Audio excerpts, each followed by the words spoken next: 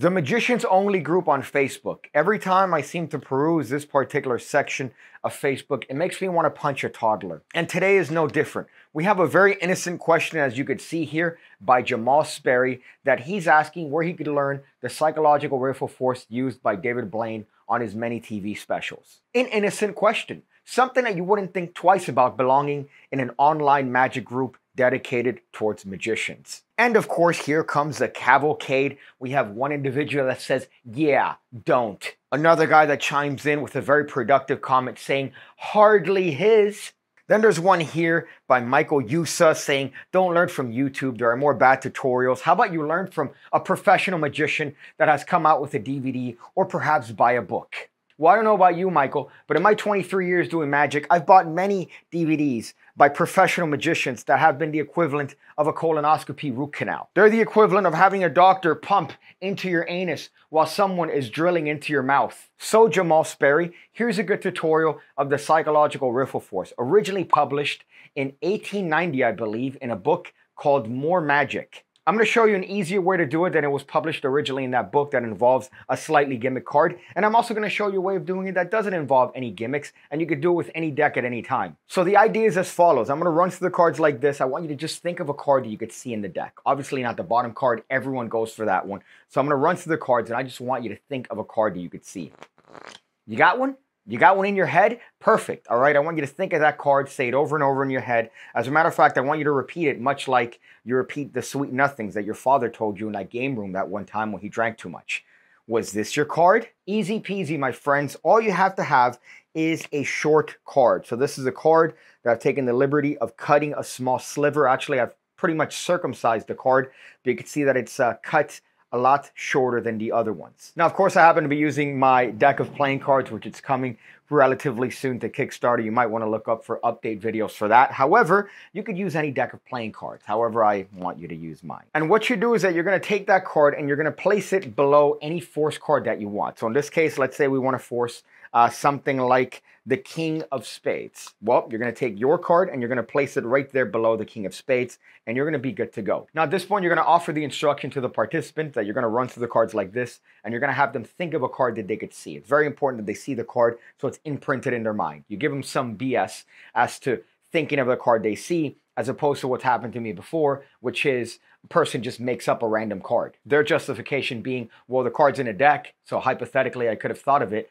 and my response was, well, that wasn't what I told you. So you want to specify to them to think of a card that they could see. Now, if you want, you could have either a joker on the bottom of the deck, or you could tell them not to think of it specifically because that's too obvious. And all you're going to do at this point is you're just going to riffle the cards. So you're going to use your fingertips here to riffle the cards, and what's going to happen is that naturally, because of the short card, it's going to pause at that card. Now, you're not going to stop once you reach that particular card. You're just going to keep going. So as you actually go through the cards, you want to make sure that you give it one consistent riffle. If you stop, they're going to think that something's amiss. So you don't want to stop. You just want to riffle through the cards and have them think of a card that they could see inside the pack. Now, because all the cards are fluttering by, the likelihood is that they're going to pick the card that will stop that, which is going to be the King of Spades. It's an interesting little ploy, again, as old as the hills. I believe Erdnase published it, again, an expert at the card table. It's one of the easiest forces you could do. Now, obviously, there's a chance that it might not work, but the likelihood is that it will, because if they follow your instructions, then really there's only one card they can see, and it's the card that happens to be in front of your short card. So you're going to run through the motions, have them think of a card that they could see, and you could reveal it in whatever way you want because you have technically now forced that card. Now, if you don't want to bother with a short card, which is understandable,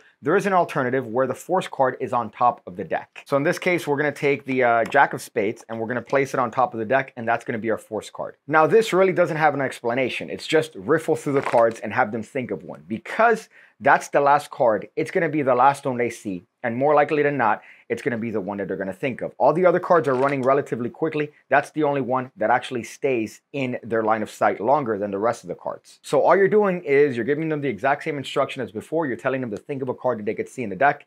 Go ahead. Did you get one? Perfect. And all I'm doing here is I'm looked away and I'm just riffling through the cards normally. And because of the nature of the playing cards, that last one is going to stay a little bit longer. You don't want to hold it. You just want to make sure that you riffle through the deck normally. It's going to stay itself. And what's great about that is that the card is on top of the deck, so you could do whatever you want with it. You could do any card, any number. You could do any sort of revelation that you want. It's a thought of card. You could palm it. You could put it in your pocket. Another thing you could do is that you could do a technique known as the double lift, where you lift 2 cards as one. They think that I'm lifting 1 card. Really, I've secretly turned over 2 cards, right? This is a technique that I show in the PigCake Magic Academy. Many different ways of doing it, along with 1,200 other tutorials. You might want to check it out. The link is in the description section below. Now, a couple things may happen. They might go, whoa, that's my card, and you take that as a hit, in case they thought of maybe the second card instead of the first card. If it's not, you go, oh, bummer.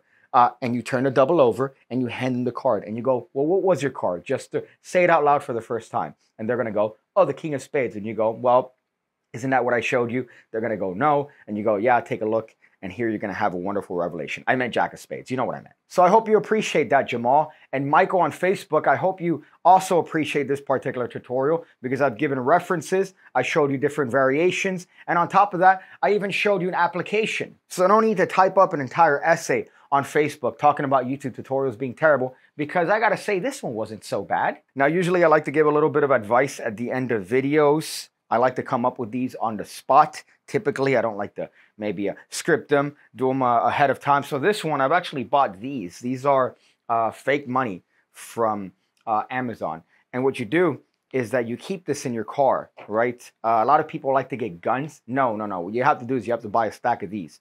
So if somebody happens to hold you up and go, hey, dude, give me your money, you could just go, oh, man, here, take this. I just picked this up from the bank. And you scurry along. You redline it, right? You hit the pedal to the metal and you redline it out of there. And they're going to go, oh, man, I really made it big.